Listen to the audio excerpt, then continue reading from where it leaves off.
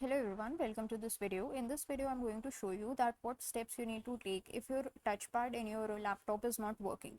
So it could be because of two issues. One is there is some issue with your touchpad and the second is because of the issue with some of the drivers.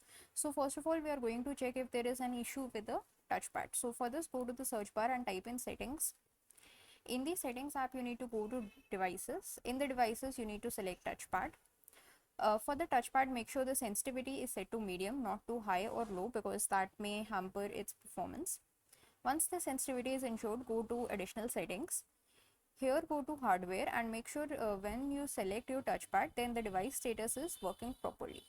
Once you are happy with this, just click on OK and close the settings window. Next, we need to check the drivers. So for this, right click on the Windows icon and go to Device Manager.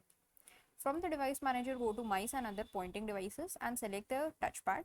Right click and click on update driver and make sure you select this search automatically for drivers. So Windows will automatically search for drivers and update your drivers, and after that your touchpad should start working properly. That's it for this video. Thanks for watching.